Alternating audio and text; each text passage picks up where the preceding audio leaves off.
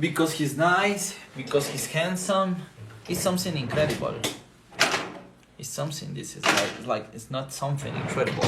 It's something incredible. It's just not something incredible. Hello to other sides of you people that I know that you mentira.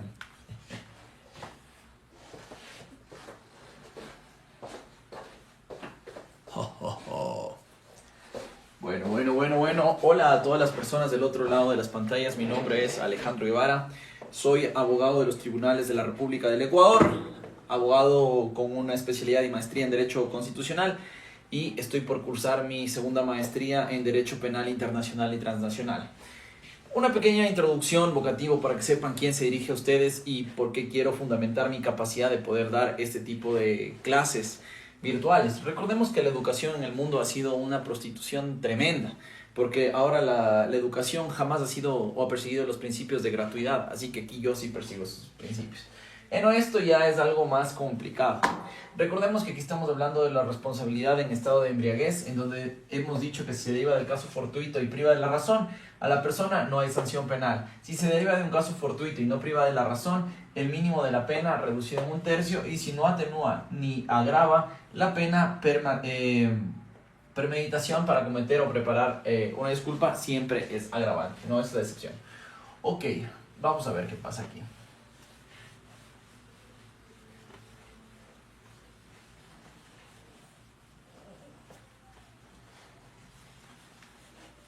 Señoras, señores, niños, niñas, hoy hablemos del derecho penal como corresponde. El derecho penal es una de las instituciones, de las ramas del derecho que más gusta aparentemente a todos los abogados que recién empezamos en esta profesión. Yo tengo que incluirme porque cuando yo era estudiante de derecho a mí me encantaba el derecho penal, me parecía de hecho el derecho del derecho. Tal vez por las películas, por las interpretaciones cinematográficas, yo decía, el derecho penal es algo que yo quiero ejercer toda mi vida. Y pues lo ejerzo en gran parte de mi profesión conjuntamente con el derecho constitucional. Ahora, en el derecho penal, ¿qué debemos entender? Debemos dominar el derecho penal. Es imposible no dominar a este derecho porque si no lo dominamos estamos hablando de un desconocimiento principal. Tenemos que conocer cuáles son los principios, cuáles son las reglas. Tenemos que conocer al derecho penal desde su manera íntegra para poder nosotros anexarnos a lo que corresponde como un mandato de la norma. Lo primero que debemos conocer es que el derecho penal tiene dos partes que hay que entender de manera categórica. La primera es una parte dogmática.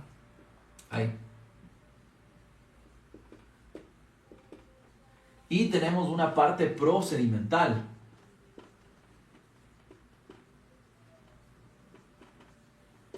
En el derecho penal, salvo que usted sea una eminencia para poder aprenderse todo en días, la parte dogmática como la parte procedimental son dos cosas que debemos entender que vamos a demorarnos mucho tiempo y esto hay que leer y leer y leer. ¿Cuál es la clave para dominar la parte dogmática y la parte procedimental? La única forma que hay de dominar esto es leyendo, señores. Para dominar la parte dogmática, en la dogmática estamos hablando de los elementos doctrinarios. Por poner un ejemplo, debemos leer muchísimo para entender teorías que versan sobre esto. Los autores más destacados contemporáneamente por el derecho germánico romano que nosotros nos manejamos en cuanto se refiere a derecho penal, tenemos a Roxin, tenemos a Jacobs, tenemos a Binding, tenemos a Machinsen, tenemos a Zaffaroni, Ferrajoli. Y me falta mencionar una serie de algunos Von List. No puedo dejar de fuera Von List. Creo que es así. Algunos doctrinarios que nos van a permitir, latinoamericanos, a Javier Villastein, me gustaría que lo lean. César Beccaria. Esto compone una parte dogmática del derecho penal, pero el derecho penal hay que empezar a estudiar desde sus escuelas, pero esto no es aquí donde venimos a aprender qué dijo la escuela positivista, la escuela clásica del derecho, etcétera, porque esto ya es una clase que en sus universidades deberían enseñar. Miren, la pertinencia de conocer esto como las escuelas del derecho, para mí, en mi criterio personal, yo puedo tal vez estar discrepando muchísimo con otros profesores, hay una relevancia meridianamente lógica, ¿ya? Me olvidaba aquí también del profesor. Se me fue. Se me fue. ¿Cómo se llama el profesor? Michel Foucault.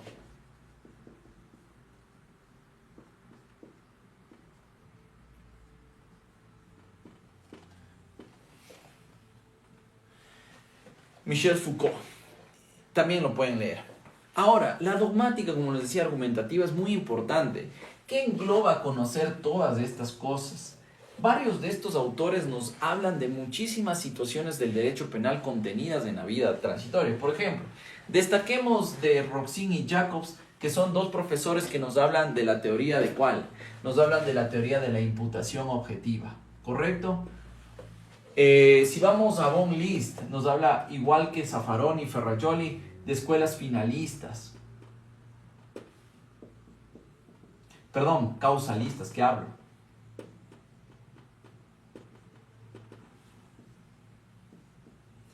Si vamos a hablar de Binding y Matheson, podemos hablar de cómo se adecua una conducta. ¿Qué es el injusto penal? Podemos tratar algunas de estas cosas. Javier Villastein, un loco del derecho penal, nos va a ayudar a interpretar qué es el dolo, qué es la culpa, los elementos subjetivos del derecho penal y los elementos objetivos del derecho penal. Beccaria nos va a contar toda la historia del derecho penal, que es el derecho penal inquisitivo, sus escuelas, y Michel Foucault nos va a traer la socialización del derecho, cuál es el origen de la pena, cómo eran las penas antes, por qué las penas se fueron humanizando más. Todo esto, que es un montón de argumentación, sirve para la dogmática penal. ¿Para qué usted quiere saber dogmática penal? La dogmática penal puede querer saber para dar clases, para instruirse, para conocer mejor cómo funciona el derecho en general. Todo esto es un componente argumentativo del derecho penal y usted debe saber por qué. Usted seguramente en su universidad le dicen las escuelas finalistas, causalistas, positivistas, las escuelas que en teoría reflejan la imputación objetiva, que es una de las teorías más vanguardistas, si lo queremos decir así. ¿Ok? Esta es la importancia del derecho penal dogmático, la doctrina, todo lo que genera el derecho penal. Es importantísimo saber si usted es un abogado litigante que va a buscar en un juzgado realizar estas teorías. Pero en la práctica, cuando usted va a un juzgado, no puede usted dar una clase de derecho dogmático o penal. Usted no puede decir, como dijo Zaffaroni en el artículo que nos habla de la necesidad de la acusación dentro de lo que dice Ferrajoli en sus principios o axiomas penales. Eso es mucho alaraque. El abogado procedimental, que es el abogado litigante, debe dominar la dogmática para traducirla al procedimiento. ¿Qué tiene el procedimiento? En el procedimiento recordemos que tenemos dos tipos. Tenemos la ley adjetiva y la ley sustantiva. ¿Cuál es la ley adjetiva y la ley sustantiva? Aquellas que nos hablan del procedimiento como tal y otra de cuáles son los derechos que se encuentran contenidos en estos derechos. Por ejemplo, el Código Civil, hablemos de que es la ley adjetiva y que el CODEGEP es la ley sustantiva. Por poner un ejemplo. Espero que esto vayan entendiendo. Ahora, una vez que conocemos esto, la parte, por ejemplo, dogmática, vemos cómo se ve reflejado en nuestro Código Orgánico Integral Penal. Cuando hablamos de los elementos del delito, contenidas en el artículo 18 del Código Orgánico Integral Penal, decimos que el delito es una conducta. La clásica, 3, típica, antijurídica y culpable. Esto me hace acuerdo a una reflexión que tenía un profesor en el libro de Manuel, no, perdón, no es Manuel, sino de Walter Rizzo, en el que se llama El poder de una mente flexible, donde ahora que estoy dando esta clase decía que un profesor se graduaba después de dar 30 años clases y un profesor le dice, oye, ¿tú diste clase 30 años o diste la misma clase durante 30 años? Y esto me hizo acuerdo, porque esto lo he explicado ya infinidad de veces. Ahora entendemos que dentro de los elementos debe haber una conducta, que esto es algo que casi todo el mundo ignora en el derecho penal, que para que alguna actividad penal sea concluida con una de estas, debe haber una conducta. ¿Cuáles son las modalidades de la conducta? ¿Quién me puede decir, digo yo, no, como que estuviera en clases, cuáles son las modalidades de la conducta? Tenemos dos modalidades de la conducta, porque recuerden que los elementos del delito dice, el delito es una conducta, ¿ok? Y ahí sí, típica, antijurídica y culpable. Lo que se le traduce en otro aspecto como la tipicidad, vamos, tipicidad, antijuridicidad y culpabilidad.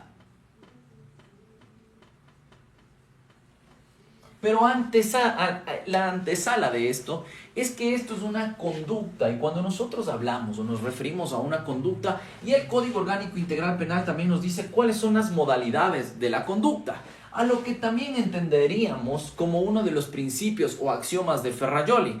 ¿Qué dice Ferrajoli? Que no puede haber una pena si no adecuamos nosotros a una de las conductas. Vamos a ponerlo de manera no principialista, sino procesalista. La conducta puede darse en dos situaciones. La conducta puede darse por acción u omisión. El código nos dice que cause o que pueda llegar a causar una lesión, ¿no? Que cause o que pueda llegar a causar una lesión. Ojo, esta conducta debe adecuarse, ya sea por acción o omisión, a que pueda concluir en la realización de un ilícito, por así decirlo, o que cause una lesión, o que cause un rompimiento o quebrantamiento al ordenamiento jurídico y adecue su conducta. Entonces, cuando decimos que los elementos del delito, tenemos que el delito es una conducta, primero, antesala, conducta típica, antijurídica y culpable, que se traduce esto a la tipicidad, antijuridicidad y culpabilidad. Recordemos que aquí ya tenemos los elementos dogmáticos recogidos en nuestra argumentación jurídica. Entonces ustedes dirán, pero eso solo es procesabilidad, para ustedes y también para el que opine eso. No, mentira, es una broma. Este marcador, digo. ¿Por qué? Porque aquí están recogidos argumentos dogmáticos. Esto no vino de la barriga de alguien. Dijo, esto es así. Esto recoge dogmática y es algo que a mí me costaba entender cuando yo era un alumno de 21 años, de 19 años, de 20 años, que era rockero, que me encantaba la música. Sí, así era yo también, rebelde, estúpido, sin causa. Así lo era, tenía un arete aquí, otro arete aquí, otro arete aquí, otro arete aquí. Tengo un tatuaje aquí. Tenía el cabello un poco más largo, eso sí, siempre me gustaba vestirme con chaquetas de cuero, pantalones rotos, así.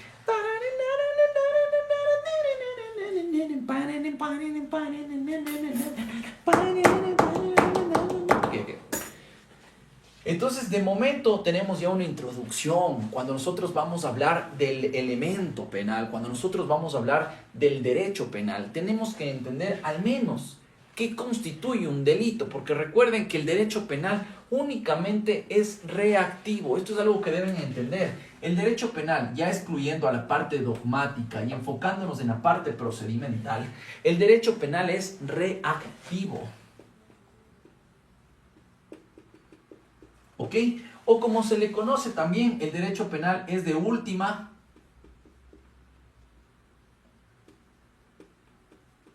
ratio. El derecho penal solo se acciona cuando ninguno de los otros elementos o ninguna de las otras ramas del derecho puede solventar esta necesidad. Hay personas que, por ejemplo, compran carros a crédito financiados. No sé si ustedes han escuchado de esas famosas personas que compran y venden vehículos el carro de tus sueños, no me acuerdo los nombres, los diría si me acordara, o un carrazo con cuotitas, o el carrito chivilín en 6 cuotas, etcétera. Y dicen y les hacen firmar un contrato.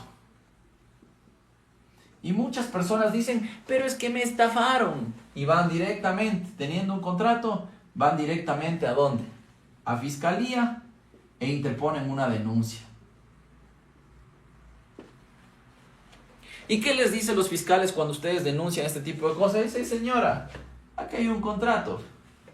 Pero es que ese contrato, dicen los abogados, los que son leguleyos, dicen, pero ese contrato, señor fiscal, carece de todos los elementos para formarse como un contrato. ¿Cuáles son los elementos del contrato, abogado? ¿Cuáles son los elementos de un contrato, abogados? ¿Cuáles son los elementos? Derecho civil, parte 1, parte -1. ¿Cuáles son los elementos que tienen los contratos? 3 elementos reúnen.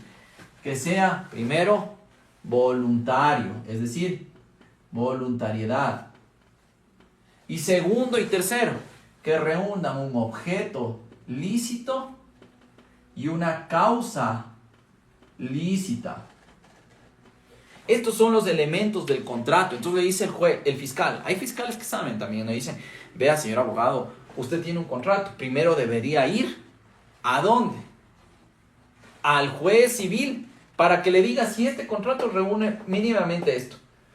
Los elementos de voluntad, objeto lícito, causa lícita. Sí, pero es que aquí hay vicios en el contrato. Entonces, ¿cuáles son los vicios del consentimiento? Les dicen, abogados, vicios del consentimiento. Abogados, vicios del consentimiento. Un penalista nunca puede decir, yo solo sé penal. Un penalista debe ser un abogado que sabe de una cosa, de otra y de otra y de otra. Un abogado penalista es un investigador por excelencia. Entonces dice, a ver, vicios del consentimiento. ¿Cuáles son los vicios que afectan el consentimiento? Error, fuerza o dolo. Y esto usted debe demostrar ante un juez civil. Y una vez que el juez civil diga, sí, vea, aquí hubo un error que produjo dolo. ¿Ya? Aquí tenemos la fuente formal de las obligaciones civiles. ¿Cuáles son las fuentes formales de las obligaciones civiles? No sé, yo soy penalista. A mí me encanta solo el derecho penal. Hoy no aguanto nada. Las fuentes de la obligación civil son los contratos, los cuasi contratos y los cuasi delitos. Y entonces, cuando usted analiza todas estas situaciones y ve que aquí no hay contrato, que carece de alguno de los elementos contractuales, usted ahí recién, les borro porque deberían saber, usted puede accionar al derecho penal.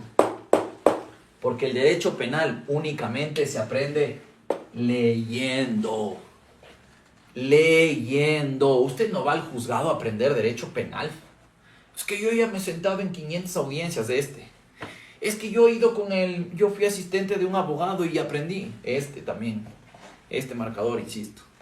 Aquí es leyendo, para que usted sepa cuándo sí. Y cuando usted sea un abogado, y que tiene que ser un abogado decoroso, bueno.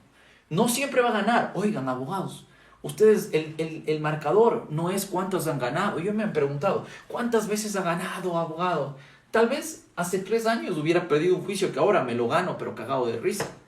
¿Cómo fue eso? Experiencia, lectura. Experiencia, lectura. O lectura y experiencia. Lectura y experiencia. Capacitación. ¿Correcto? No lo olviden. Ah, abogado, qué pedante, qué hijo de... Sí, a veces sí, a veces no. Sometimes, ok. Entonces, ahí usted determina y puede dar una excelente asesoría. Y ya sabe, entonces cuando usted está frente a un proceso penal.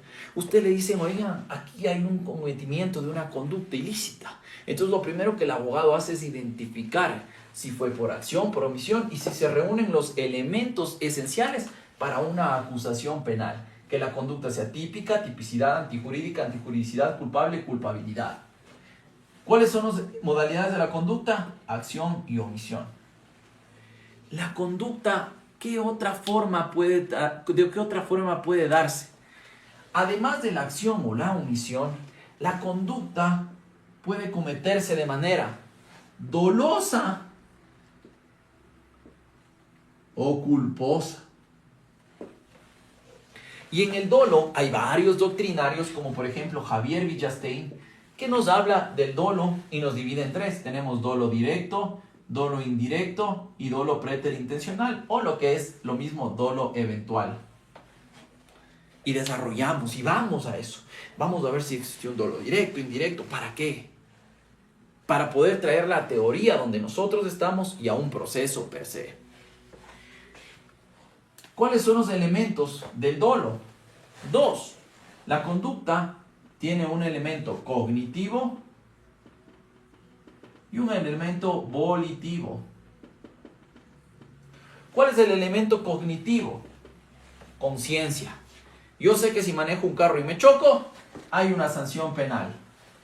Ahora, ¿cuál es el elemento volitivo? Yo conozco de manera clara que matar a otra persona es un delito. Pero no solo eso, yo lo hago de manera voluntaria.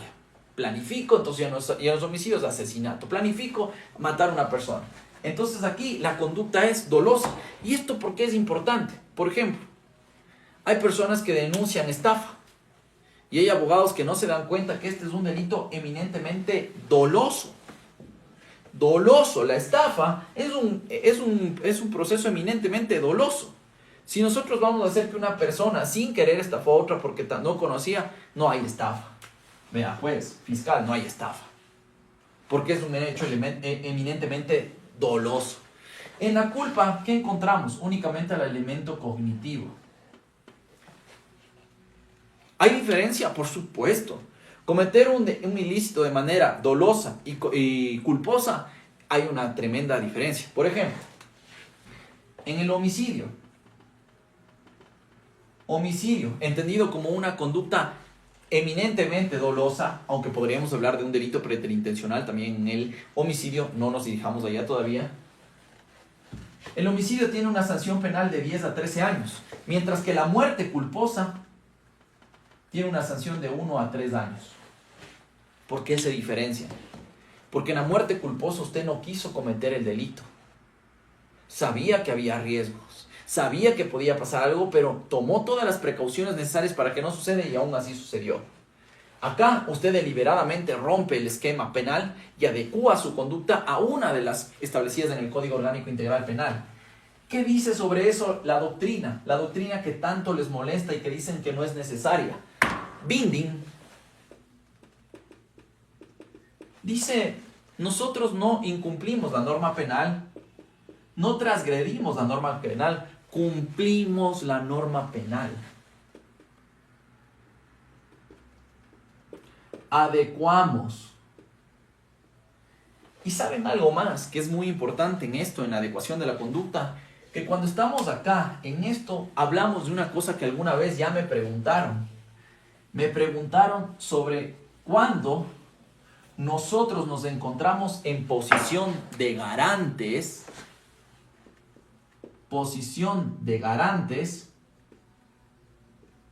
y cuándo también estamos quebrantando el deber objetivo de cuidado. Es justamente en esta razón en donde enfrascamos al derecho penal en la modalidad de la conducta, acción u omisión, y que la conducta puede cometerse de manera dolosa o culposa. Cuando estamos en posición de garante, para que se entienda, y gracias a Binding por su importante aporte, aunque desarrolla de manera muy profunda, pero hoy no lo vamos a hacer. ¿Qué es cuando nosotros hablamos que estamos en una posición de garantes? Ya el Código Orgánico Integral Penal nos habla que estamos en posición de garantes y esto es muy importante porque los delitos de omisión y la omisión dolosa se da cuando uno está en posición de garante, ya sea por mandato de la ley o por contrato. Y en el mandato de la ley, entiéndase a la Constitución incluida en esta, pese a que es una norma suprema. Les pongo ejemplos respecto de la posición de garante. No se olviden, estamos hablando de la posición de garante. Cuando la Constitución y la ley nos obliga a estar como garantes. Ejemplo, el policía. Mañana es la audiencia del teniente Camacho aquí, cerca de nuestras oficinas, en la Corte Provincial. Él está siendo acusado por una de las modalidades de la conducta de la omisión, porque él era policía. Él por ley tiene que defender la vida, ya sea que se encuentre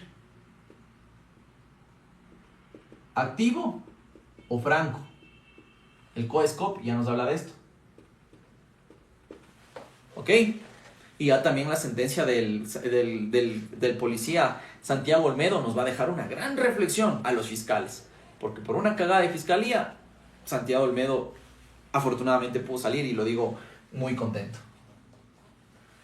Aquí estamos en la posición de garante por un mandato de la Constitución y de la ley. ¿Qué pasa si un policía ve que alguien está cometiendo un ilícito y decide no actuar? Pues esto recae en una de las modalidades de la conducta por omisión. Y la ley nos dice que cuando uno comete o adecua su conducta a una de las establecidas en el Código Orgánico Integral Penal por omisión, la sanción penal será igual a que si la hubiera cometido. Igual a la comisión. Con la diferencia que en la omisión no caben agravantes. En la omisión no cabe ningún agravante, ni del tipo ni generales o especiales, como se le conoce. No las generales, sino las del tipo, especiales. No se puede poner agravantes, porque ya la conducta per se es igual a que si lo hubiera cometido. Por eso al policía Camacho o al teniente Camacho, oficial de nuestras fuerzas policiales, quiere condenarse por esto, pese que ya existió una condena del asesino. Confeso. No sé qué busca realmente la señora madre. No me critico tampoco porque no soy padre. Cuando estamos bajo contrato, vamos a suponer un médico, ¿ya? Porque ya la otra vez les puse un ejemplo que no les gustó mucho. El médico. Médico Jerry medir, ay todo se deje ver. Ok. Pimpa. Un médico. Cuando usted le encarga su vida a un médico para que le haga una cirugía estética, recuerden que el médico aquí está bajo contrato con su vida y él está en posición de garante. ¿Qué pasa si el médico antes de operarle usa instrumentos oxidados?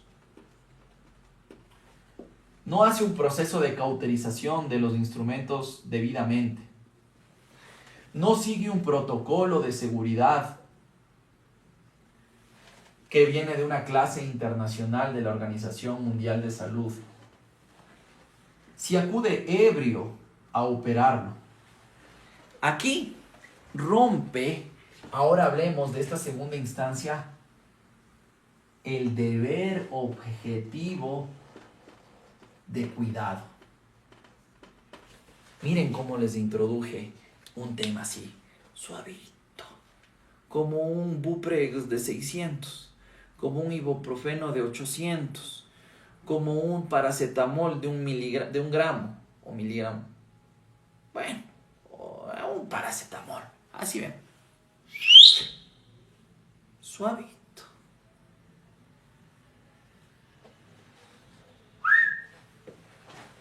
Miren, cuando una persona se encuentra en posición de garante, debe siempre adecuar esta conducta al deber objetivo de cuidado. Definamos desde su antónimo. ¿Qué no es guardar un deber objetivo de cuidado? ¿Se acuerdan de Roxin y Jacobs? Ellos dicen en la teoría de la imputación objetiva que el deber objetivo de cuidado se da cuando usted cumple con todos los estamentos para poder llevar una actividad lícita de manera tal que no existe el riesgo de que se quebrante el ordenamiento jurídico y que adecue su conducta a una de las tipificadas por su ley, es donde se encuentra. Es decir, que el deber objetivo de cuidado se rompe cuando usted aumenta el riesgo o crea un riesgo de manera innecesaria. ¿Ok? Aquí usted rompe. Miren, el médico que está en posición de garante por contrato usa instrumentos oxidados. No cauterizó los instrumentos. No sigue los protocolos de seguridad o de asepsia para acudir a un quirófano.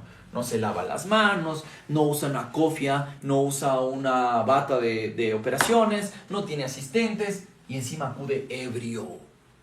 Rompe el deber objetivo de cuidado. Por eso cuando nosotros hablamos del deber objetivo de cuidado, hablamos que cuando esto sucede, únicamente el deber objetivo de cuidado puede darse en una modalidad de la conducta cuando se comete de carácter culposa. Y ya les puse el otro día el ejemplo. ¿Cuál es el ejemplo? Vamos a suponer que en un vehículo se trasladan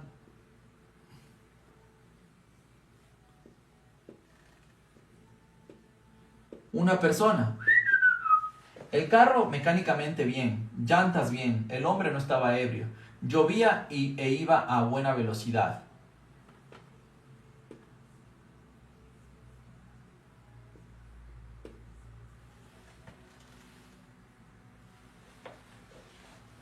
Pero por aquí le viene otro carro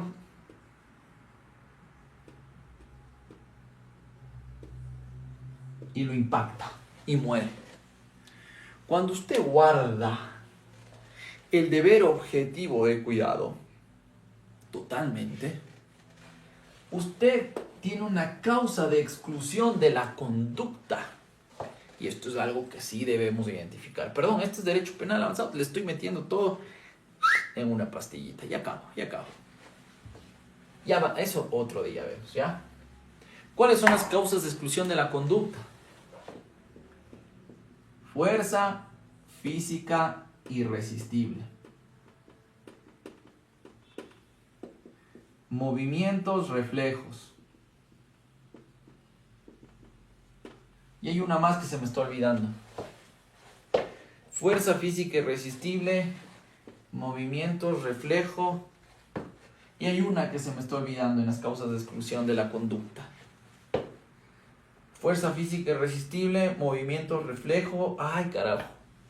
Ahí está. No, usted sabe todo. No sé todo. Se me olvidó. ¿Cuál es la otra? Fuerza física irresistible, movimientos, reflejos. Y hay una más. Son 3. Se me está olvidando una. Les quedo debiendo. O si alguien sabe, ahí póngalo en los comentarios. A mí se me está olvidando. Y se las debo.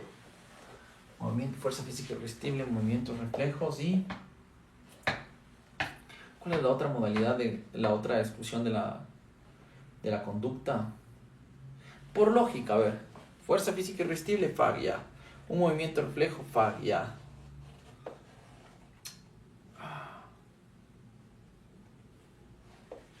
Ya sé cuál podría ser. A ver, fuerza física irresistible, movimientos reflejos.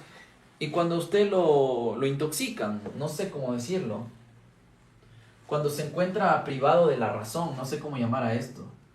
Pero voy a ponerlo como privación de la razón. Claro, por ejemplo, usted lo escopolaminan.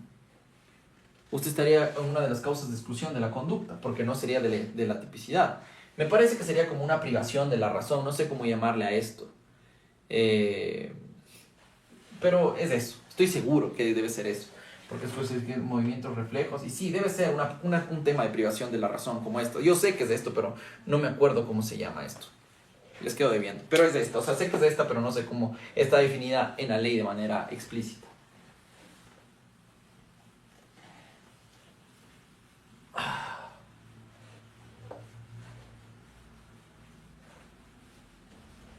Y de ahí, recién ahí, cuando ustedes hayan entendido todo esto, ustedes pueden ir a un juzgado a intentar litigar. ¿Cuáles son las etapas del proceso penal?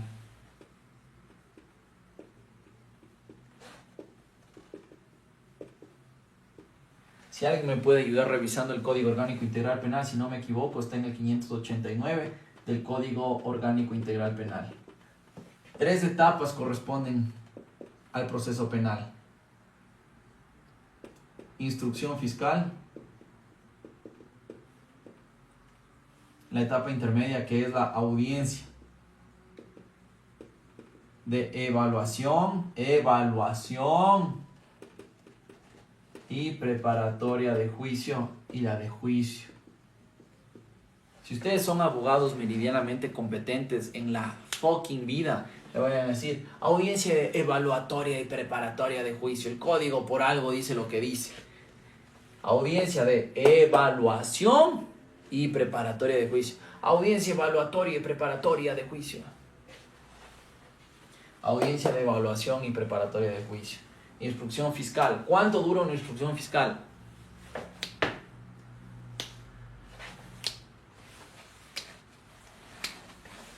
Puede durar 60, 90 días. Y cuando hay la vinculación de un procesado extra, 120 días, es decir, 30 días más. A excepción de los delitos de tránsito, en donde el plazo máximo es de 45 días y excepcionalmente se podrá extender durante 15 más para dar un plazo total de 60. La audiencia evaluatoria y preparatoria de juicio acabo de explicar en un video, y la audiencia de juicio. La investigación previa no es una etapa del proceso, es una antesala de la etapa del proceso, que puede durar un año en delitos de prisión o sancionadas con prisión y 2 años en delitos sancionados con reclusión. ¿Cuáles son los delitos de prisión? Los que van hasta 5 años y los delitos de reclusión de 5 años en más. Espero que les haya gustado esta clase de Derecho Penal, procesal, procedimental. Ya les he explicado. Si me he equivocado en algo, perdonarán, señores perfectos, señoras perfectas. Investiguen, lean, sigan capacitándose. Yo tengo sueño, hambre, como Wisin y Yandel, hambre y sueño y lo que yo tengo, y mejor me voy a mi casa para descansar, porque mañana tengo que estar temprano en la oficina, y primero en el gimnasio, levantando una pesita, bebiéndome una agüita con creatina, y a la postre viniendo aquí a seguir leyendo y capacitándome y preparando audiencias, que tengo audiencias el 2, el 5, el 15, el 19 y el 21. Estoy full. Adiós. Y ahí voy a leer sus comentarios.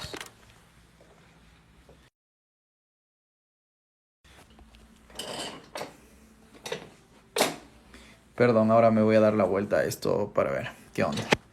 A ver, ahora sí. Vamos ahí a la oficina. Doctor, necesito un asistente. Entonces, sí tengo asistente, pues chistosos. Tengo un pasante, un asistente legal, 2 asistentes legales, no, un asistente legal y un abogado junior. Doctor, dices un crack, dice. O un crack. Tonteras, no soy tonteras. Modo guerra, excelente, doctor, felicitaciones.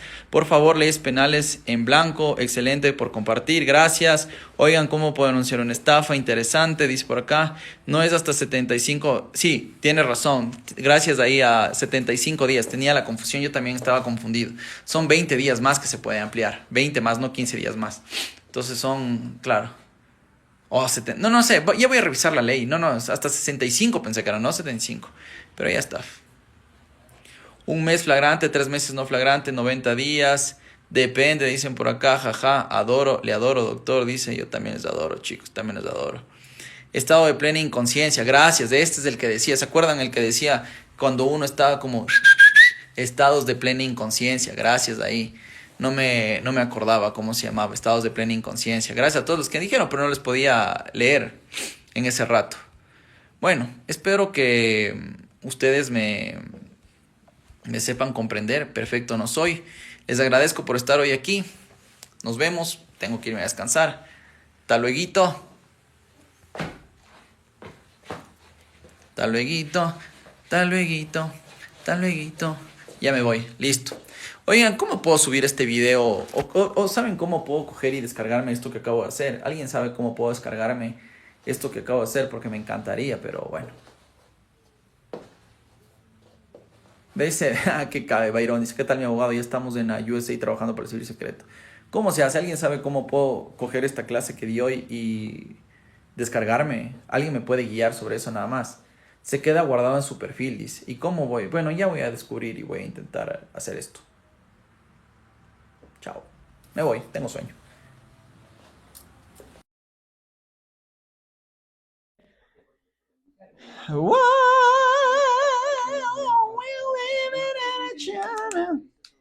Esto siento cada día que se convierte como en un programa de televisión, en un TV show donde dice Ecuador and your music. Oigan, ahorita estábamos escuchando unas canciones chéveres. Vamos a ver qué canciones estábamos poniendo aquí. Oye, se están cargando. ¿Por qué estará cargando? Hola, Lita. ¿Por qué estará cargando? Ñañito. Ñañito, ¿por qué estará cargando? No quiere cargarse.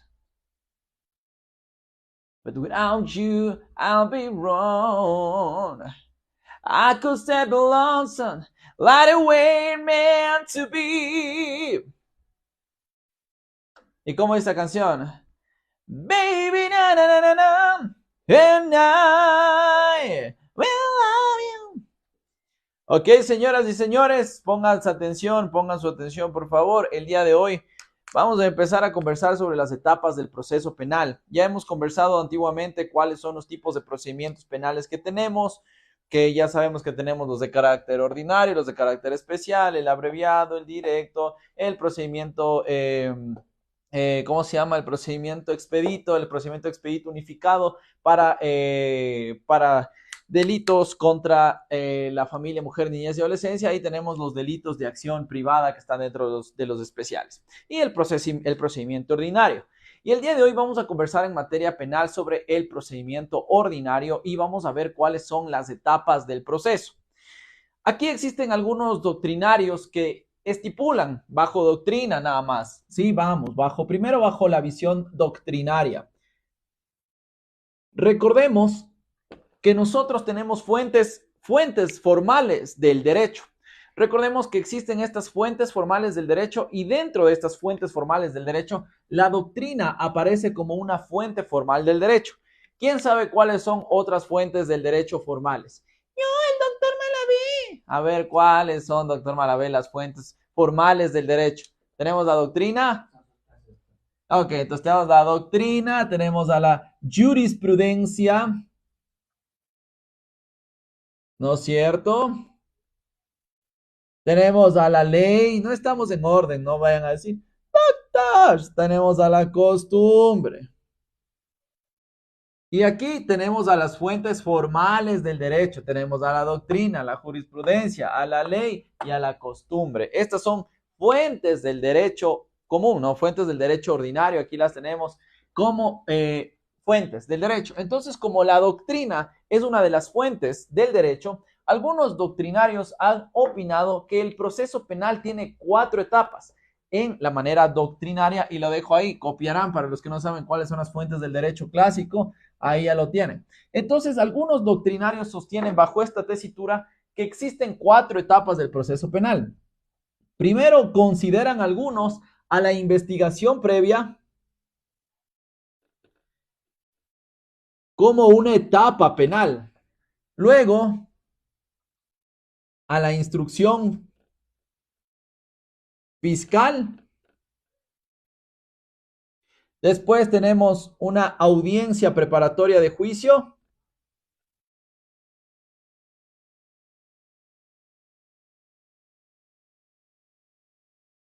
Y finalmente acá tenemos ya la audiencia de juicio.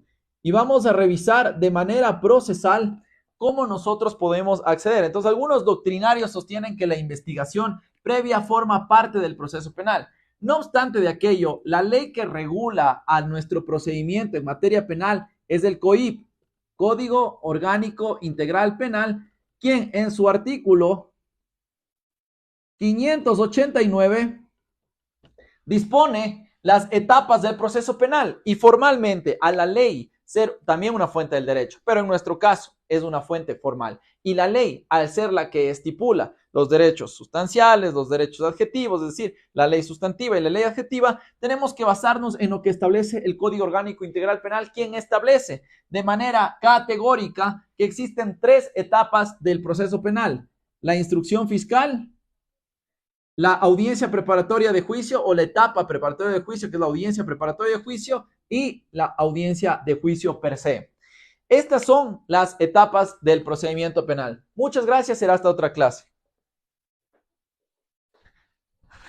No, mentira, vamos a seguir ahí. Salera para ver qué dice ahí mi doctor Malabé. No se vaya, doctor. Aquí estoy, aquí estoy. Ya, una vez que conocemos cuáles son las etapas del proceso penal, vamos nosotros a dirigirnos como la praxis manda para que ustedes puedan entender cuando hablamos de prueba, cuando hablamos de que no existe prueba, qué es prueba, qué no es prueba, etcétera. Vamos a hablar de las etapas del proceso penal. Y aquí es cuando pongan mucha atención porque vamos a hablar en materia ordinaria, es decir, en los tipos de procedimientos penales, vamos a hablar en el procedimiento ordinario.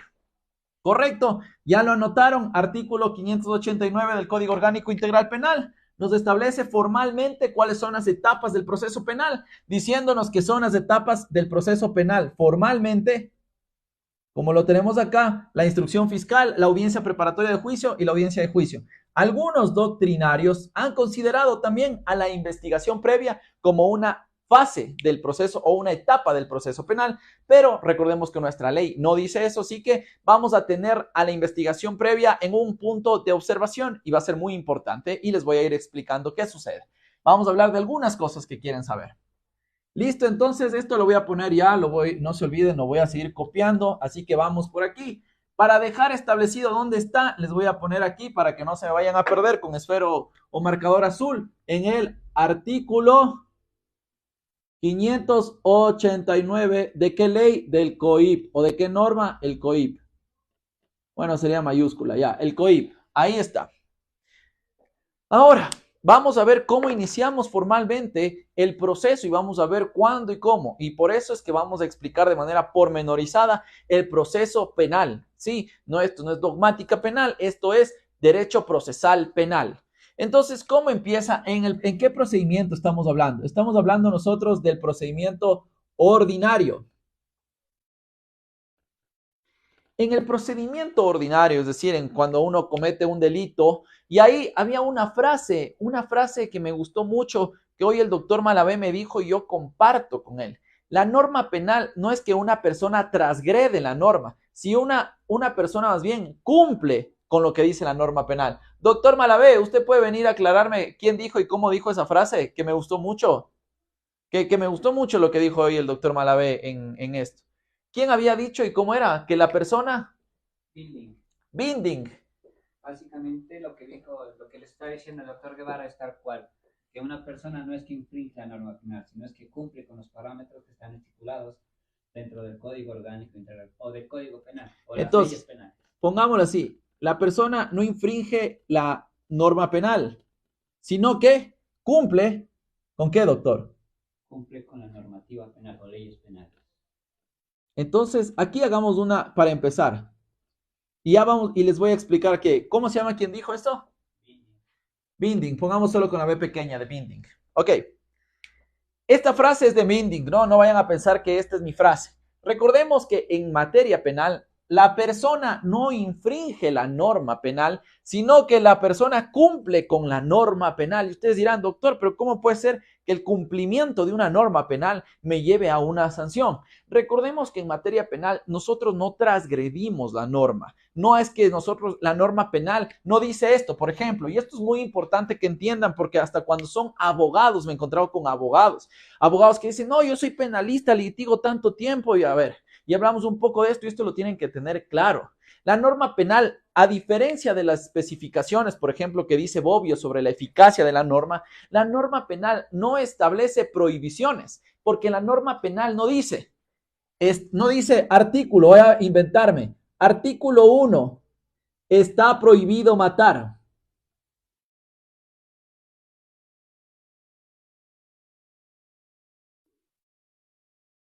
¿Ok? Esto no dice el Código Orgánico Integral Penal. El Código Orgánico Integral Penal jamás estipula prohibiciones dentro de la propia normativa. No dice si es que una persona, dice al artículo 1, dice está prohibido matar. Estoy inventando, me estoy dando ejemplos simplemente académicos, didácticos, para poder entender con ustedes. Por eso es que Binding dice que la persona no infringe la norma penal, sino que cumple con la norma penal. ¿Por qué? Porque esto sería infringir la norma penal. Mire, decir esto es un mandato, una disposición, una prohibición, lo que dice el artículo 1 del Código Civil. Dice que la ley es la declaración de voluntad soberana que de forma prescrita en la Constitución manda, prohíbe o permite. ¿Sí? Manda, prohíbe o permite. En la norma penal nosotros no encontramos una permisión, pero tampoco encontramos una prohibición. Encontramos un mandato per se, porque a diferencia del artículo, vamos a poner que dice, está prohibido matar, el Código Orgánico Integral Penal lo que estipula es lo siguiente, dice, la persona, vamos solo con P, la persona que mate tendrá una sanción X. Miren la diferencia enorme que hay aquí entre esto y hablemos de esto. Ustedes saben que a mí me gusta primero ir conversando antes de entrar en las etapas del proceso penal, porque muy fácil es, vamos a leer el Código Penal y entonces si leemos el Código Penal y salimos a litigar, no estamos en nada. Tenemos que ir reflexionando la normativa como tal. Entonces dice aquí, el Código Orgánico Integral Penal no nos dice que existe una prohibición, no está prohibido matar. Esto no dice la norma. La norma dice que la persona que mate tendrá una sanción X. Es decir, si A comete la sanción, la conducta B tendrá la sanción C. Por lo tanto, tomen nota de lo que ha dicho Binding, doctrinario en materia penal, que la persona no infringe la norma penal, sino que la persona cumple con la norma penal. ¿Por qué? Porque cuando una persona adecua su conducta a lo que establece la norma, tendrá una sanción y ahí es donde nosotros debemos entrar. Por lo tanto, nuestra norma penal no es ni prohibitiva ni es permisiva, es reactiva, es decir, se activa cuando una persona adecua su conducta a lo que dice la norma penal. Por eso se cumple con la norma penal en palabras de Binding. Entonces tenemos que entenderlo desde esa perspectiva que en materia penal nosotros no es que decimos, está prohibido matar. El Código Orgánico Integral Penal no dispone, no prohíbe, no hay una prohibición. El Código Orgánico Integral Penal lo que dice es, la persona que mate tendrá la sanción X, que puesto de manera de silogismo es la persona, es decir, si A comete la conducta B, entonces tiene una sanción C. Esto es materia penal. Recordemos, muy importante, no vayan a decir, es que el Código Orgánico Integral prohíbe el asesinato, prohíbe las estafas, prohíbe nada, salgan de ahí, vayan a otro lado. Si dicen eso, vayan a estudiar para ser chefs, para ser ingenieros, para hacer otras cosas más claro. Si ustedes dicen eso en niveles avanzados, y peor siendo abogados, ahí sí vayan a otra profesión, decía un amigo. Mentira, no, quédense ahí, pero aprendan bien. Es broma, solo son palabras de mis profesores viejos de Derecho Penal que decían eso. Aquí estoy, pues, doctor Román. El doctor Román fue un pana muy bueno. Gracias, doctor Román. Es más, oye, ¿sabías que el doctor Román fue mi profesor de tesis de la maestría? El doctor Román, que estaba, el doctor Álvaro Román, quien fue transitoriamente el presidente del Consejo de la Judicatura, fue mi profesor de la maestría. Topamos un tema bien álgido y chévere ahí en la oficina, una oficina que no sé si tendrá aún, pero tenía ahí por la Alameda. Ahí conversábamos y el man me decía, oye, pana, vos eres bien pilas, decía. Sí, sí, sí, yo pues creo que tengo un poquito más de madera y ya le das, decía. Entonces, gracias, doctor, vea, gracias a sus palabras bien bonitas yo motivo. Así que les motivo, muchachos, a no hablar huevadas. Vamos ahí, sigamos adelante. Entonces ya saben que la norma penal es reactiva. La persona, en palabras de Binding, la persona no infringe la norma penal, sino que cumple con la norma penal que, dicho en esta forma, el Código Orgánico Penal no dice, el Código Orgánico Integral no dice, está prohibido matar, sino dice, si la persona A comete la conducta B, entonces tendrá una sanción C. Como lo puse aquí, la persona que mate tendrá una sanción X.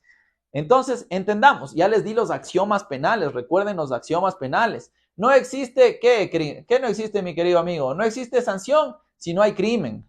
No hay crimen si no hay ley previa. Entonces ya recuerden los axiomas, porque si ya no se acuerdan los axiomas, ahí sí, siga nomás, porque entonces no está con nosotros.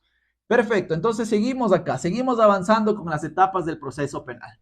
Una vez que nosotros hemos entendido que la norma penal es reactiva, que la norma penal es la adecuación de una conducta a de lo que dice el Código Orgánico Integral Penal, que no es una permisión, no es una prohibición, sino es la adecuación de una conducta, nosotros empezamos con un proceso formalmente penal. Y aquí vamos a establecer quiénes son sujetos procesales en este lugar, pero vamos a hacerlo súper fácil, sencillo y facilito. Nosotros vamos a hablar en el proceso ordinario y hablemos para esto de los delitos de acción pública. Sí, vamos a hablar de los delitos de acción pública, que estos tenemos que tener claros cuáles son. Y aunque les parezca un poco tarado lo que voy a decir ahora, y les pido mil disculpas por mi vocabulario, pero es la forma más educada que tengo de llegar, los delitos de acción pública son todos aquellos que no son de acción privada. Ay, doctor, qué tonto. A ver. Todos los delitos de acción pública son aquellos que no son de acción privada. ¿Cuáles son los delitos de acción privada? Según el artículo 415 del Código Orgánico Integral Penal, los delitos de acción privada son todos aquellos que están contenidos en el artículo 415. Los pongo aquí, delitos de acción privada. Son todos los del 415. Todos los que no estén dentro del artículo 415 son delitos de acción pública. ¿Cuáles son los delitos de acción pública? Todos los aquellos que no son delitos de acción privada. ¿Cuáles son delitos de acción privada? Todos aquellos que están contenidos en el artículo 415. ¿De qué norma? Del Código Orgánico Integral Penal. Penal. Guambras de estos. Ese Michelena es mi maestro también. Ok. Entonces tenemos aquí ya los delitos de acción privada. De acción pública, perdón. En los delitos de acción pública, ¿ante quién se denunciará un delito de acción pública? ¿Se denunciará el hecho ante un juez? ¿Uno tiene que ir donde el juez a denunciar?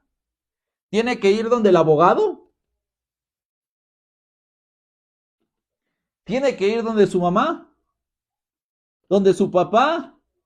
¿A dónde tiene que ir cuando uno, en contra de uno, han cometido una de las infracciones estipuladas dentro del Código Orgánico Integral Penal o uno de los delitos que están establecidos dentro del Código Orgánico Integral Penal?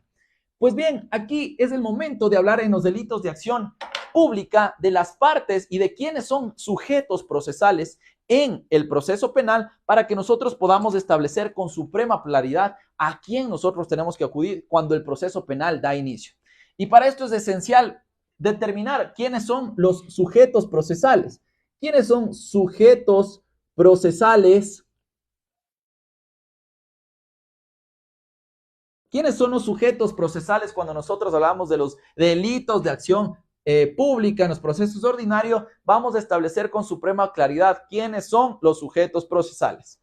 En primer lugar, encontramos a la Fiscalía.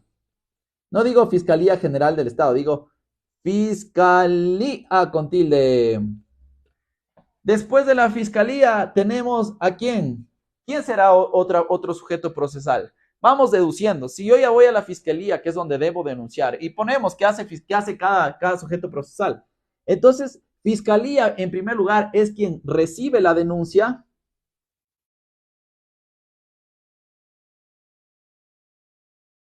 Y es el ente encargado de investigar el hecho denunciado.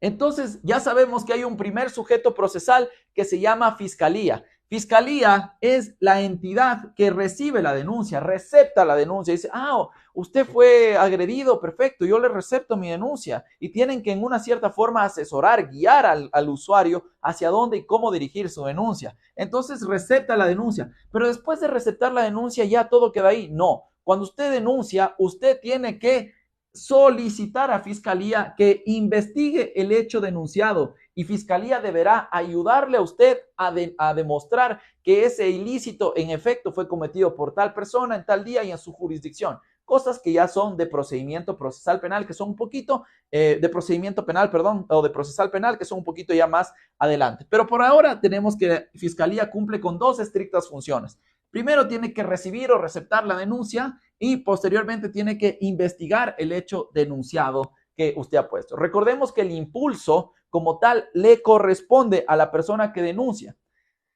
Y ya vamos a hablar de las etapas. Primero veamos sujetos procesales. Luego, ¿quién creen que tendrá que ser el sujeto procesal? Si hay fiscalía, tiene que haber alguien que denuncia, porque recuerden que uno de los axiomas penales es que no hay juicio sin acusación. No puede haber un juicio si nadie acusa, no se puede empezar esto. Entonces, debe haber una persona que se llame el denunciante o víctima.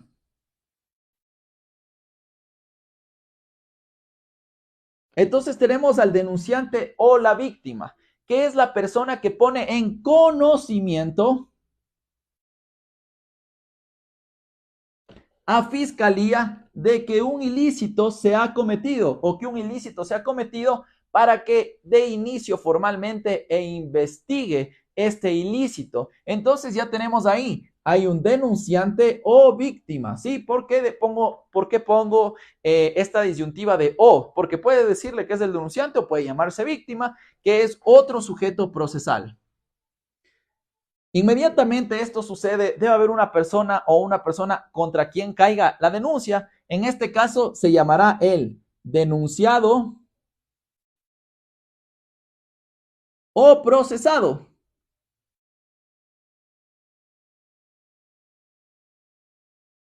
O la persona que está siendo procesada. ¿Quién es esta persona? Esta persona es a la que se le acusa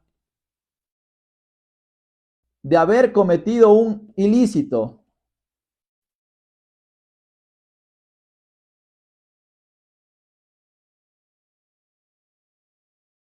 ¿Ok? Entonces, esta es la persona denunciada. Hasta ahora tenemos tres sujetos procesales dentro del proceso penal. Tenemos a la fiscalía, tenemos al denunciante o víctima, tenemos al denunciado o sujeto que está siendo procesado y pongamos como cuarto sujeto procesal a los abogados de las partes. A los abogados de las partes.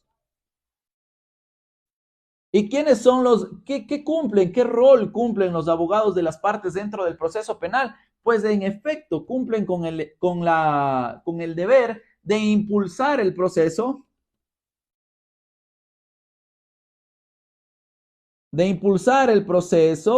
de solicitar pericias, declaraciones, anexar indicios. El abogado de la parte cumple un rol excepcional aquí. ¿Por qué? Porque recordemos que en la investigación previa el fiscal no puede estar de parte de la víctima únicamente, sino que el fiscal antes, es decir, en la etapa de investigación previa, es un ente neutral que está verificando si existió delito, si no existió delito. No puede recabar únicamente las pruebas de los denunciados o solo las pruebas de los denunciantes, o de la víctima, o del denunciado, o de la víctima, o del procesado, como usted lo quiera llamar, ya le he dado los nombres. Entonces aquí ya tenemos en los delitos de acción pública cuáles son los sujetos procesales. Recordemos que estamos hablando de los delitos de acción pública y hemos dicho que está Fiscalía, hemos dicho que es quien recibe la denuncia, quien investiga, esta es el ente llamado a investigar el hecho denunciado, el denunciante o víctima que pone en conocimiento de Fiscalía, el denunciado o procesado, que es la persona que se dice haber cometido un delito, y los abogados de las partes. Doctor, el juez es un sujeto procesal. No, ¿cómo va a ser sujeto procesal el juez, pues? El juez no puede ser sujeto procesal. Es que, doctor, a mí me dijeron en mi universidad que... No, el que le dijo eso, cero, póngale cero. Y ya sabe lo que pasa, cero, cero, múchame para que me vaya bien en la vida. No, el juez no es sujeto procesal, porque el juez es un ente imparcial. El juez no es sujeto procesal. El juez no es sujeto procesal. El juez no es sujeto procesal. El juez no es sujeto procesal. El juez no es sujeto procesal. El juez no es sujeto procesal, señores. ¿Ya? Vamos a partir de ahí. El juez es un ente neutral que va a verificar si una conducta se cometió o no, pero no entremos todavía allá. Estos son los sujetos procesales. Y pare de contar. No hay más sujetos procesales, ¿ok? Espero que quedemos clarísimos. Estos son los sujetos procesales. Listo. El juez no es. Pucha, por amor a Dios, no me irán a poner eso en el examen, si no les pongo cero. Ya vamos ahí. Entonces ya sabemos quiénes son los sujetos procesales en un delito de acción pública, ya sabemos cómo va la cosa, cómo va la vaina. Y ahora sí, toca empezar. ¿Cómo empieza formalmente el proceso penal? ¿Con qué empieza? Verán que estamos hablando en delitos de acción pública. Esto empieza con una denuncia. Entonces ahora sí vamos con las etapas que no están dichas en el 589, sino que esto ya es procesal penal. Esto empieza con una denuncia. Una denuncia que ya sabemos quién la plantea, una denuncia planteada por la víctima. ¿A quién plantea la denuncia la víctima? A Fiscalía. Le pone en conocimiento a Fiscalía de que un ilícito se ha suscitado dentro de una jurisdicción determinada, dentro de un territorio determinado, le pone en conocimiento a Fiscalía. Y aquí empieza como tal el proceso. Con la denuncia empieza el proceso. Una vez que ha empezado el proceso, se apertura una primera fase que no es etapa del proceso penal, es una fase que no es etapa del proceso penal, que se llama investigación previa. La investigación previa, que según también lo estipula nuestro Código Orgánico Integral Penal, puede durar 1 a 2 años. Un año en aquellos delitos que contemplan una sanción de hasta 5 años. Y 2 años de investigación en aquellos delitos superiores a los 5 años. ¿Sí? Entonces ya lo tenemos aquí. ¿Cuándo la investigación previa? ¿Cuándo puede durar, doctor? Dígame, ayúdeme, auxilio. La investigación previa puede durar en los delitos que están configurados hasta 5 años, que es prisión con 1 año de investigación previa. Y en los delitos que tienen de 5 años en adelante, pueden ser, la investigación previa podrá durar hasta 2 años en este tipo de delitos, ¿no? Muchísimo ojo con lo que les estoy diciendo. En la investigación previa se abre la primera etapa. Aquí, ¿qué se reúne en toda esta investigación previa? ¿Cuál es la labor aquí de las personas? De los abogados, sobre todo, patrocinadores.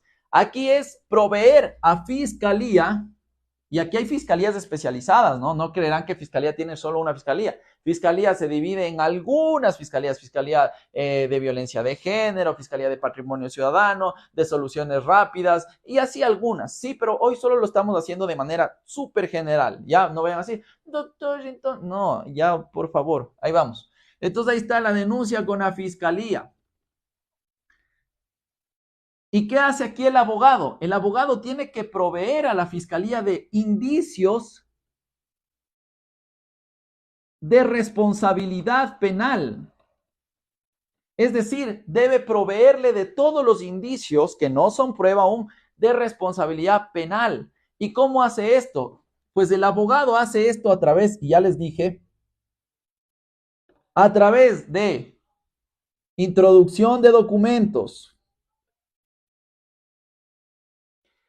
solicitud de pericias, solicitud de la declaración libre y sin juramento, declaración libre y sin juramento. ¿Se acuerdan el caso ahí del caso Cáceres, que le llamaron a la cadete Jocelyn, ni sé cómo, que haga una declaración libre y sin juramento? Perfecto. La declaración libre y sin juramento no puede ser utilizada como elemento probatorio dentro de la etapa de juicio. Recordemos que la solicitud de la declaración juramentada, es decir, de la declaración libre, perdón, y sin juramento, no puede ser ingresada en la etapa de juicio. Es imposible, esto no puede. Es una declaración libre y sin juramento, por lo tanto, no está sujeta a las sanciones que estipula el perjurio, que es mentir ante una autoridad pública, perjurio. No está sujeta a esta, por lo tanto, al no estar sujeta al perjurio, es una declaración libre sin juramento y no puede ser utilizada dentro de la etapa del juicio. Ok, ya tenemos los plazos, que es la investigación previa, los plazos de duración de la investigación de 1 a 2 años, 1 en los delitos de hasta 5 años y 2 en los delitos superiores a los 5 años. Empieza con la denuncia. Perfecto, vamos, sigamos avanzando. Una vez que se ha aperturado la investigación previa,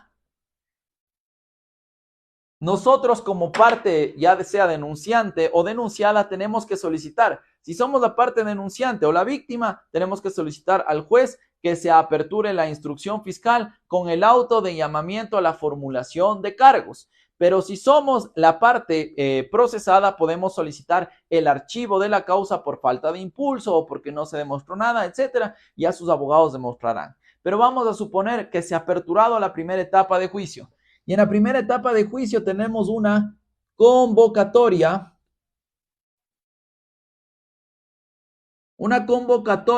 a una audiencia de formulación de cargos, que es donde formalmente se va a aperturar la primera etapa que se llama instrucción fiscal.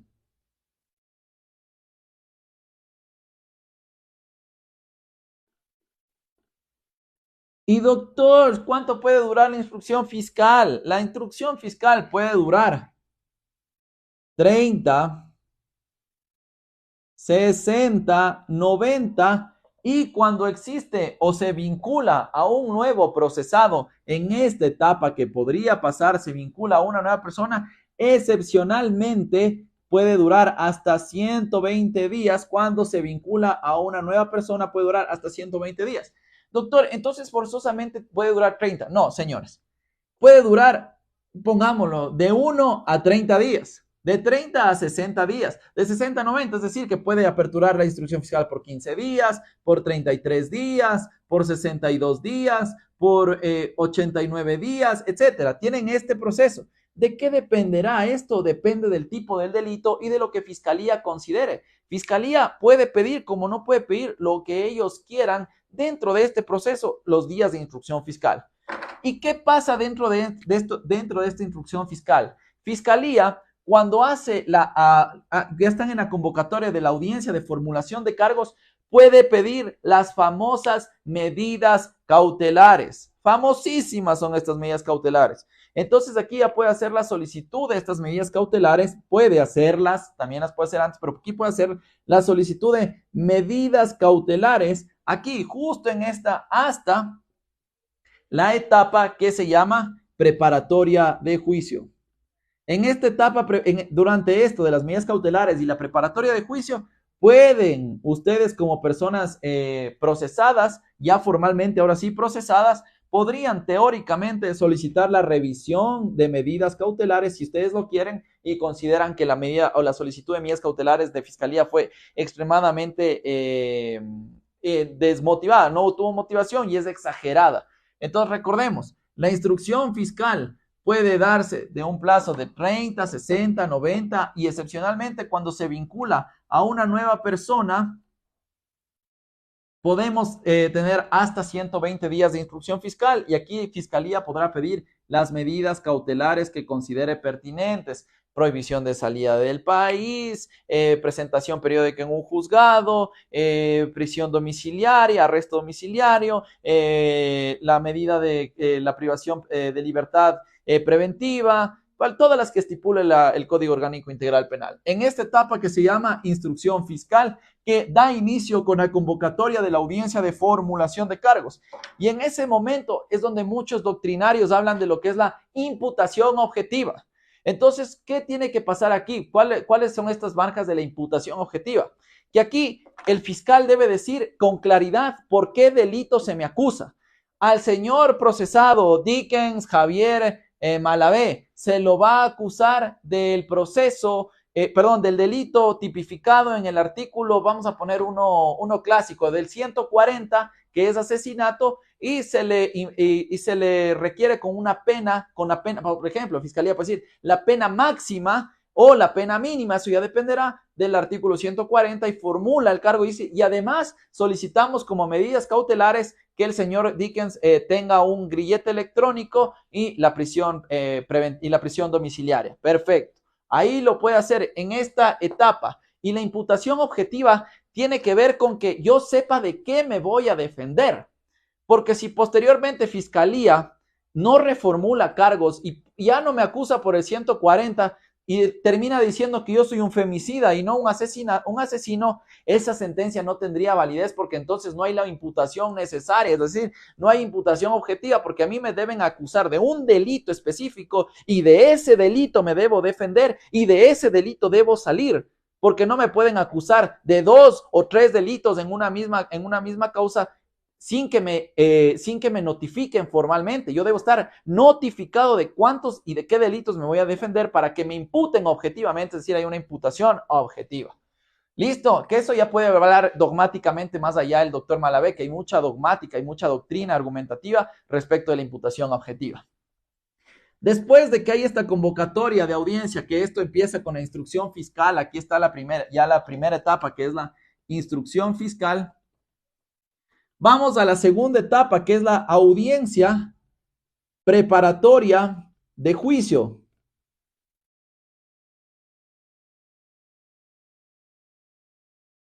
¿Y qué pasa en esta audiencia preparatoria de juicio?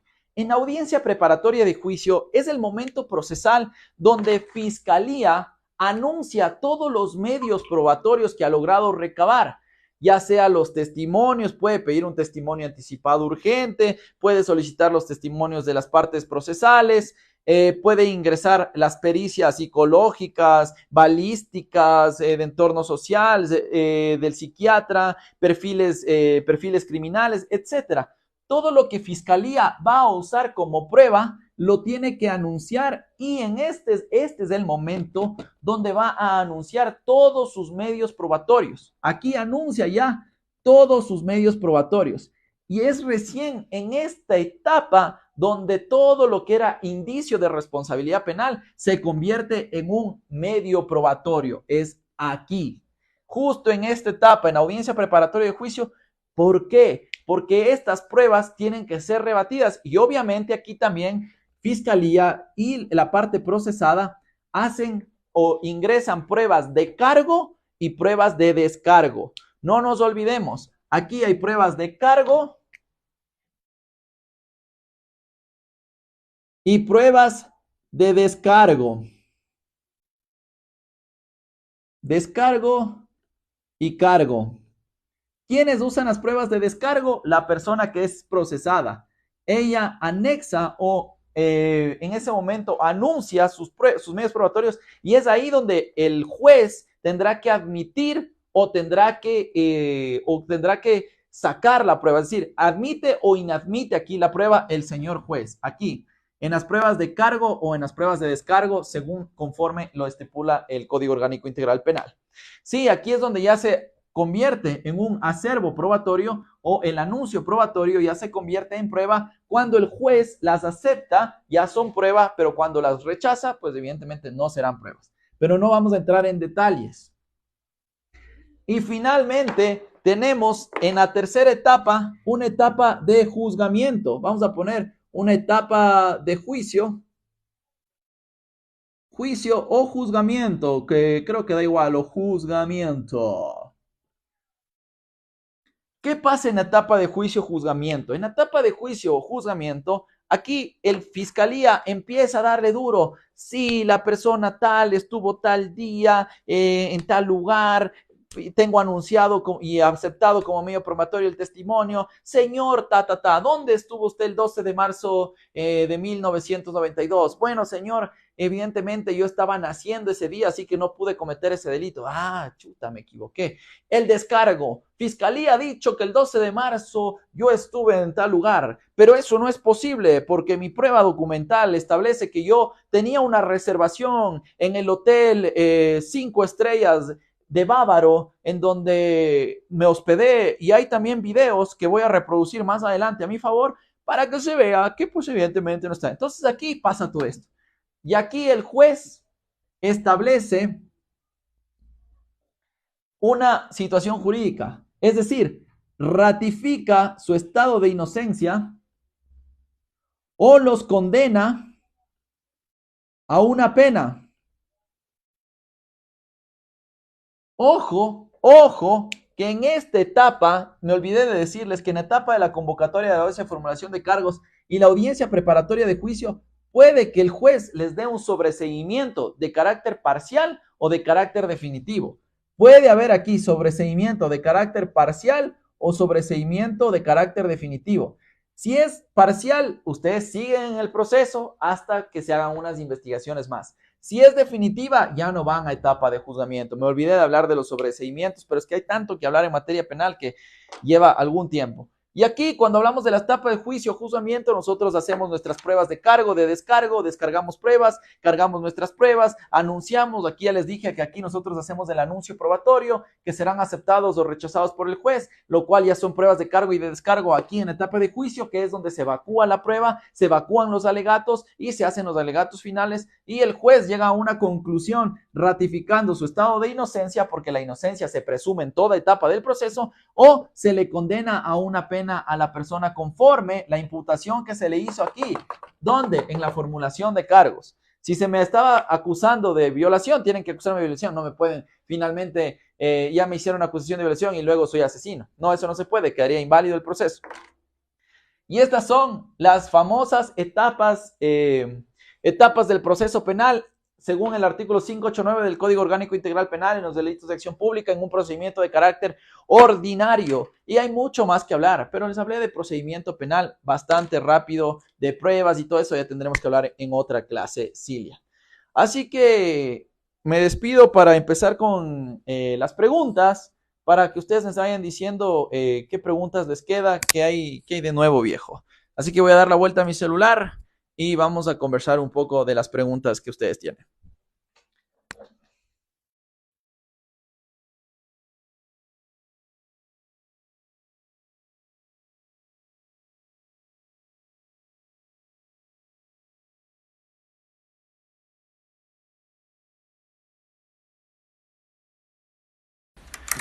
Ok.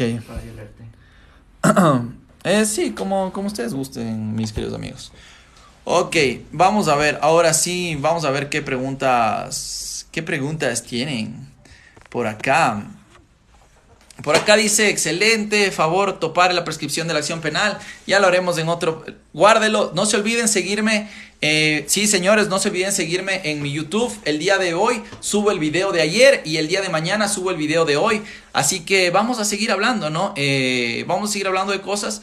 Díganme nomás qué es lo que les quedó dudas de lo que acabé de decir. Estamos hablando de la etapa del proceso penal. Si hay dudas por allá o dudas por acá, pues vamos comentándolas y yo las voy respondiendo. Pedro Paredes, ¿qué tiempo duraba la investigación previa? La investigación previa puede durar 1 año en los delitos tipificados, hasta 5 años de pena, es decir, de reclusión menor, y hasta 2 años en todos los delitos que tienen pena de reclusión, que son de 5 en adelante, ¿sí? Por acá tengo otra pregunta, dice, gran ponencia, muchas gracias Esther Quintana. ¿Por qué acciones del ámbito penal dentro de la etapa de juicio se puede no dar el proceso? No entiendo la pregunta, ahí sí no la entiendo. ¿Por qué acciones del ámbito penal dentro de la etapa de juicio se puede dar el debido proceso? No entiendo qué me quiere decir acá, en realidad que no lo entiendo. De las acciones de protección hable, sí, ya vamos a hablar de las acciones de protección, no se preocupe, hoy hablamos de esto.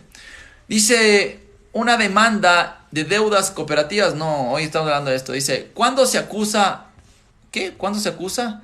A varios. A ver, mi querida Vivi, recordemos que dentro de la investigación previa nosotros ya tenemos quiénes son las personas que van a ser, quienes están siendo denunciadas.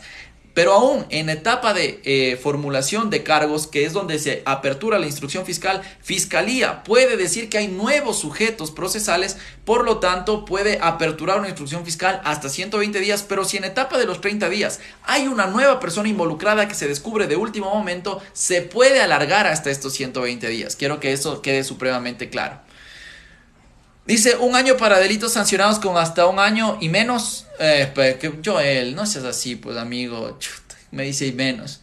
O sea, ponte 11, camarada. O sea, si es que es hasta 5, si dura un delito de 3 años, la investigación previa puede durar 1 año, pues.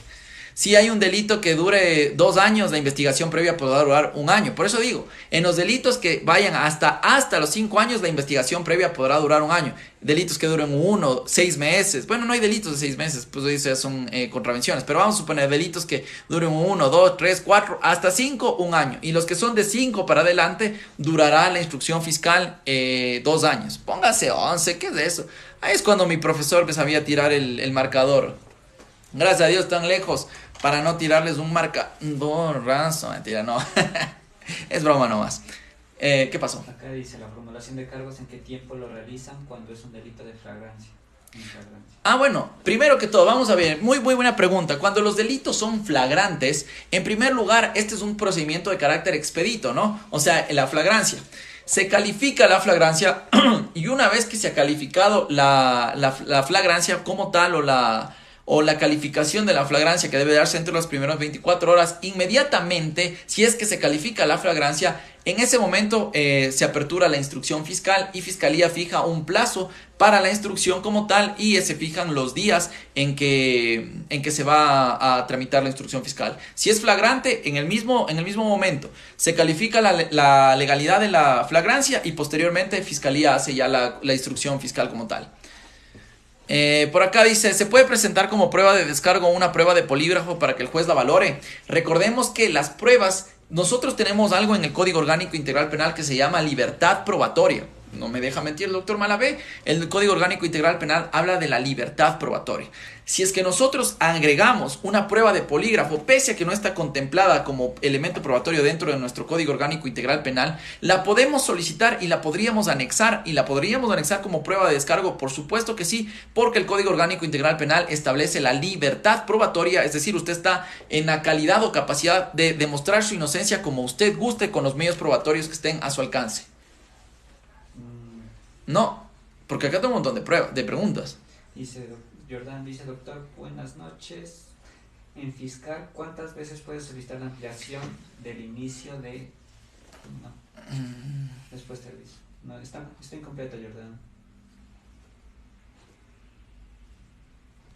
Dice Jorge, ¿un accidente de tránsito con el fallecimiento de una persona es un delito de acción pública? Sí. Ya, lo respondió por allá. Dice, sí, por acá me hacen una corrección. Sí, es la legalidad de la aprehensión, toda la razón. Se hace la legalidad de la aprehensión y se califica la flagrancia. Muchas gracias a quien me hizo esa corrección. Ya estoy un poquito con tantas cosas en la cabeza que sí, lo dije mal, corrijo. Se le califica la legalidad de la aprehensión y se califica la flagrancia como tal.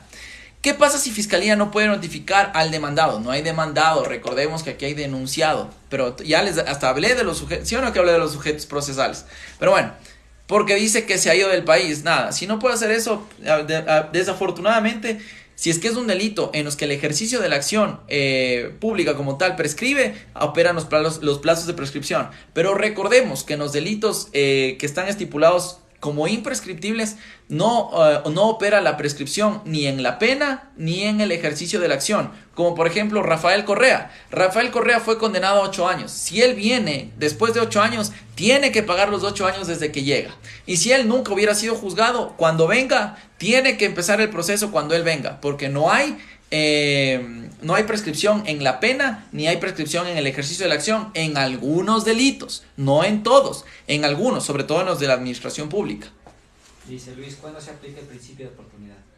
El principio de oportunidad de la prueba. No sé cuál, está hablando de uno de los principios del artículo 5, me imagino. La oportunidad de la prueba dice que la prueba debe ser practicada en el momento de la etapa de juicio. El principio de oportunidad básicamente habla sobre la etapa, sobre la presentación de la prueba. ¿Cuándo se habla de la oportunidad de la prueba? Primero, cuando fue anunciada debidamente en la etapa, en audiencia preparatoria de juicio. y se la practica con oportunidad, es decir, por el principio de inmediación ante el juez y las personas en la etapa de juicio. Eso es el principio de oportunidad, que las pruebas sean practicadas o que las personas puedan ejercer su derecho a la legítima defensa a través de las pruebas o sus alegatos en el momento procesal oportuno. Sí, ese es el principio de oportunidad, que es las cosas se hagan en el momento procesal oportuno. Usted no puede practicar prueba en la etapa inicial, en la instrucción fiscal, porque no es oportuno. Sí, ese es el principio de oportunidad. Ya se van a ofender los correístas, dicen. ¡Que se ofenda! Por acá tengo un montón. Dice, doctor, mi querido doctor, el 489 del COIP está todo en desorden. Dice, véalo, verá. El 489. ¿No es el 589? Me parece que es del 589 el que estamos hablando. Si estamos hablando del proceso, de las etapas del proceso, si no estoy mal es del 589. Me corrige si es del 489, por favor. Me parece que es del 589, si no estoy mal. He hecho la investigación antes de venir a dar clases. Pero si me equivoqué, pues perdón. Dice, ¿en qué etapa se ingresa la acusación particular? Ah, claro, la abogada Mónica Vélez dice el principio de oportunidad de la prueba, ¿verdad? Por supuesto, estamos hablando del principio de oportunidad de la prueba. Por eso dije, el principio de oportunidad puede aplicarse a la prueba, el principio de oportunidad está en todas las etapas. El principio de oportunidad es hacer las cosas en el momento procesal oportuno. El principio de oportunidad tiene que estar dado por lo menos el de la prueba, en el momento en que la prueba tiene que ser presentada y evacuada. Dice, ¿en qué etapa se ingresa la acusación particular y cómo se la hace mediante escrito? A ver, ¿en qué etapa se le hace la acusación particular? En la etapa de cuando ya estamos en la formulación de cargos, se apertura la instrucción fiscal. En ese momento nosotros podemos ingresar la acusación particular como tal. Un ejemplo de esto es el caso Bernal, que en la etapa ya de instrucción fiscal formalmente ya presentaron la acusación particular. Se lo hace mediante escrito. Y sí, obviamente se lo hace mediante escrito. Vamos a responder 5 preguntas más porque estoy cansado, loco.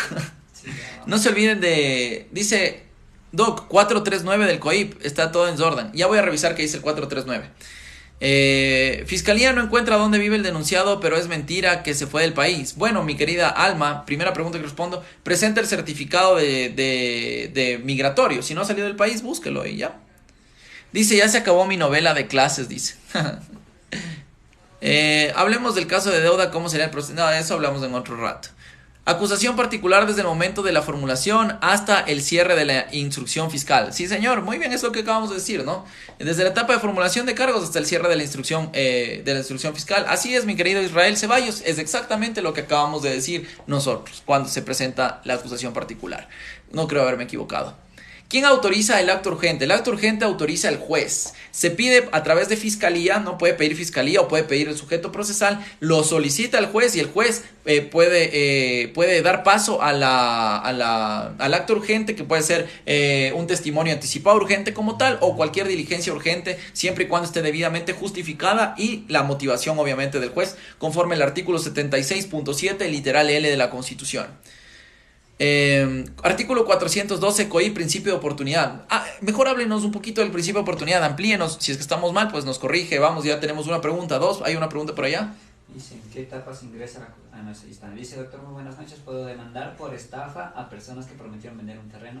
Recordemos que en materia penal se denuncia, no hay demanda, no se demanda, se denuncia. Y sí puede denunciar a las personas que le prometieron vender algo, porque el Código Orgánico Integral Penal tipifica la estafa con ciertos parámetros taxativos de lo que es la estafa. Entonces, si cumple con alguno de los verbos rectores, usted podría teóricamente tener el derecho a la estafa. 2. Y la última pregunta, de aquí o de allá, porque estoy cansadísimo. Dice, ¿se habló sobre el dictamen acusatorio o dictamen abstentivo para llegar a audiencia de juicio? ¿Cómo? ¿Se habló sobre el dictamen acusatorio o dictamen abstentivo para llegar a la audiencia de juicio? Sí, hablamos de eso. Hablamos de eso en qué etapa y cuándo se puede presentar, pero ya hablemos en otra situación. Ay, porque en serio que ya estoy cansado. Ya. Estoy un poco cansado. Y vamos con doctor, mi ex me engañó y me traicionó a la patria. ¿Cuántos años de prisión debe pagar? Cadena perpetua. Cadena perpetua, señoras y señores. Ahora sí, ya nos... ¿Qué? Me voy de acá, señores, del abogado Malavé. El abogado Malavé es penalista, es más, sino que yo soy procesalista. El doctor es dogmático, brutal. Si en algo me equivoco, no se preocuparán y seguirán adelante. No se olviden seguirme en todas mis redes sociales como abg.guevara, abg.guevara en Instagram. Y por favor, no se olviden también ir a nuestro canal de YouTube, bueno, a mi canal de YouTube que es abg.guevara en Instagram, donde subo lo que hago hoy, lo subo el día de mañana y lo que subí ayer, lo que hice ayer, lo subo el día de hoy. Chao ya, abg.guevara y acá también. No se olviden. Dice que duerme en oficina. Sí, pago la oficina para dormir aquí. Chao, mi querida Viral. Y como duermo en oficina, aquí estamos. Pregunten sobre la clase, mazos. Gracias. Este es de mi equipo. Yo también. Hablen en serio, caremazos, dice. Por ahí dice que se presente el colega suyo, doctor. Ay, que se presente, pues, el coleguita. No se olviden. Nos vemos, caras de la mazorca, mis queridos amigos. Hasta luego. Ahí está el doctor Felipe. Doctor Felipe, ya sabemos que es usted, doctor Felipe. Chao, guapos. Se me cae el alma al piso. Un saludo para el doctor Felipe B, que es uno de nuestros colegas también. Chau, chau, chau, chau, chau, chau. Y como decía el señor, ¿cómo dice el señor Tinelli? Chau, chau, chau, chau, chau, chau, chau. Chau, mis queridos amigos, no se olviden, vayan al canal de YouTube y nos vemos y será hasta una próxima. Chau, chau, chau, chau, chau, chau.